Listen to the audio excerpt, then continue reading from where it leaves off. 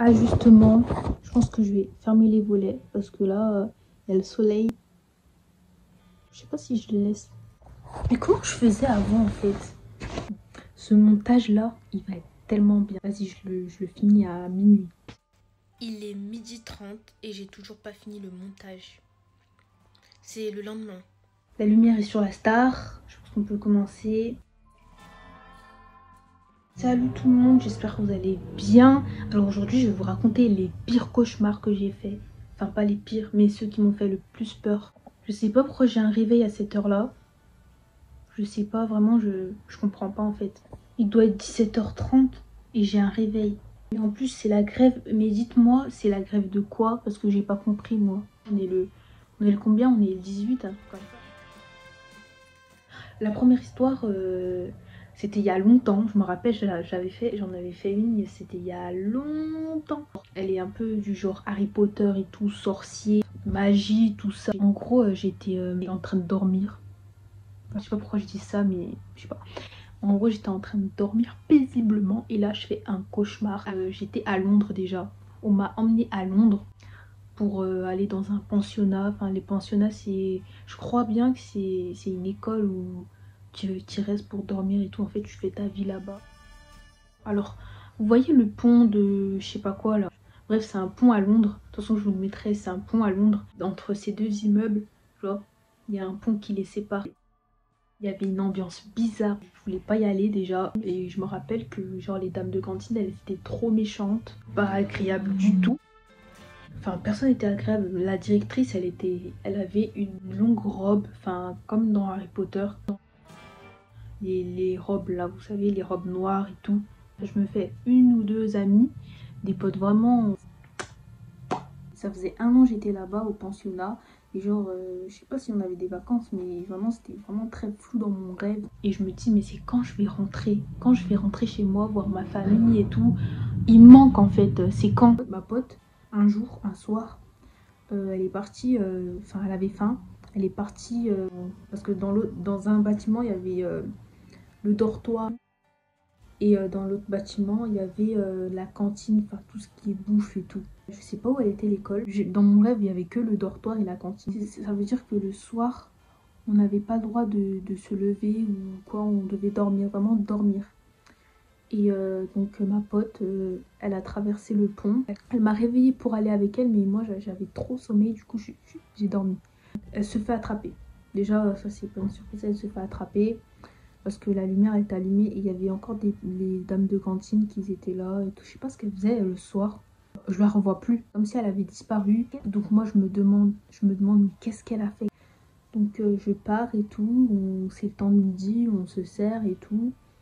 Et je la cherche. Moi j'étais toute seule, j'avais que elle. Et ça faisait longtemps que j'avais pas vu ma famille, je la cherche, je la cherche. Et si j'ai pas elle, mais vraiment je sais pas comment je vais survivre dans ce pensionnat. Je la trouve pas. Bon après je fais ma petite vie, de toute façon qu'est-ce que je peux faire? De toute façon j'ai personne et les gens sont froids. Donc mon cauchemar il était plus centré sur ouais, enfin trouver mon ami, rentrer chez moi. Du coup un jour je me demande, enfin je vais demander à la directrice. Je vais dans son bureau, je lui demande quand est-ce que je vais rentrer chez moi. Et la directrice, déjà, elle me regarde bizarrement, comme si je lui demandais d'aller sur la lune alors que je veux juste rentrer chez moi. Elle me dit d'attendre. Si je lui réponds que j'ai assez attendu comme ça, même si c'est fantastique ici, il y a de la magie et tout, je m'ennuie vraiment. Et elle me dit ouais, pour rentrer chez toi, ça va être compliqué et tout. Je me dis mais comment ça? Pour venir, ça n'a pas été compliqué. Pourquoi pour rentrer, ça va être compliqué? La directrice ne m'aide pas. Je lui demande où est ma copine. Pas de réponse. Un soir, au milieu de la nuit, je me réveille. Je décide d'aller à la cantine. La cantine qui est dans l'autre bâtiment. Je suis sur le pont et je vois la porte, elle s'ouvre. Donc je me dis, qu'est-ce que c'est? Mon cœur, il palpite. Et je vois quoi? C'est ma pote. Elle est en robe de nuit. Je suis surprise. Elle est vraiment pas comme avant. Elle me dit, il faut vraiment qu'on parte d'ici. Sinon, ils vont nous garder à vie. En fait, c'était comme si le pensionnat, il flottait.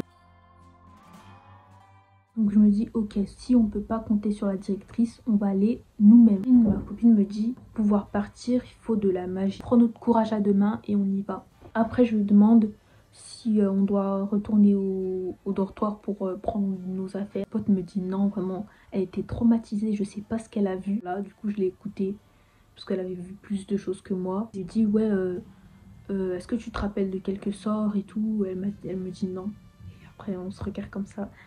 Moi je lui dis moi aussi, enfin j'ai tout oublié, je sais rien. Vraiment je sais pas comment on va faire pour sortir de là et tout. Après j'ai dit la dernière solution c'est juste, il faut juste sauter en fait du pont. Après elle m'a dit mais ouais mais si on meurt, enfin, la porte de l'autre bâtiment s'ouvre et là on voit la tête de la directrice. Et la directrice elle s'approche et tout avec sa longue robe noire. Elle sait très bien ce qu'on fait, on n'est pas bien, on a la boule au ventre. Et genre quand je dormais je ressentais toutes ces émotions. Elle nous ordonne de revenir, on ne bouge pas. On est déterminé à partir d'ici, à partir de ce pensionnat. Elle nous dit ouais comment vous allez sortir d'ici et tout. De toute façon je suis plus forte que vous et tout. Nanana. Je décide de sauter. Donc je saute. Et vous savez quand vous dormez et que vous sentez votre corps il va tomber genre du lit.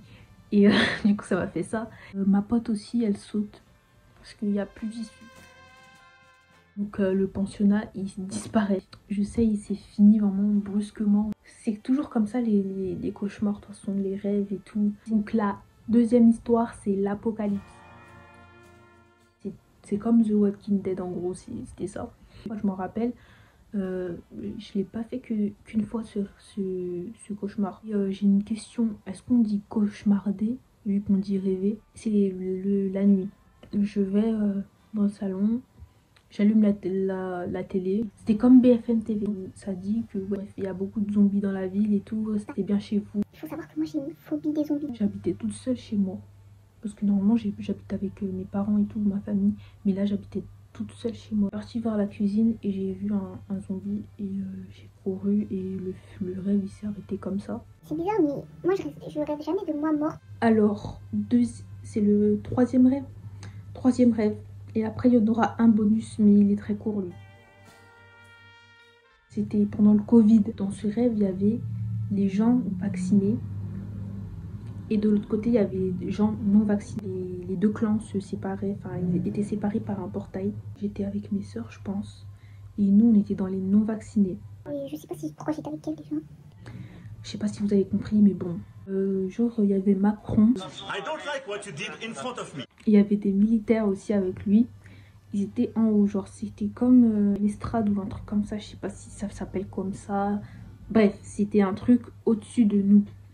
Et ils avaient des armes. Ils tiraient sur les non-vaccinés parce qu'ils n'étaient pas vaccinés. Parce que quand il avait dit vaccinez-vous, on ne s'est pas vacciné. Du coup, ils tiraient et tout.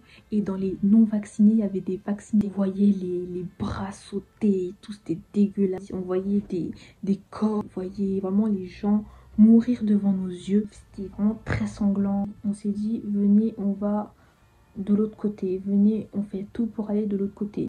On tapait et tout, on essayait et tout de grimper coûte que coûte, on n'arrivait pas.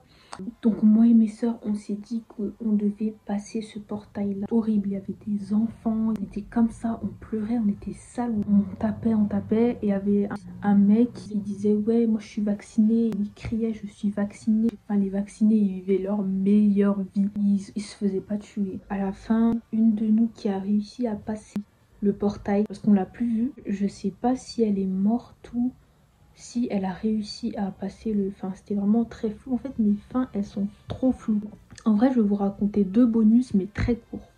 Et aussi, après le rêve de Macron, je me suis réveillée et mon petit frère jouait à Fortnite. Donc, je pense que quand il tirait et tout, c'était ça en fait que j'entendais dans mon rêve. Des sons genre des pistolets. Bref, ça c'était une petite parenthèse.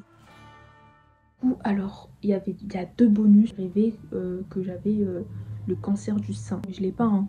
Vous inquiétez pas, je l'ai pas. Mon corps, il était infecté. Je savais que j'avais le cancer du sein, mais j'ai décidé de ne pas me soigner dans mon cauchemar. Mon sein, il s'infectait. Il était vraiment pourri. Oui, il était vert et genre, vous voyez les yaourts périmés. Et bah, il était comme ça, je vous jure. Quand on est infecté, il faut couper un sein. Mais moi, du coup, je l'ai coupé et mon corps s'infectait. Enfin, c'était trop tard.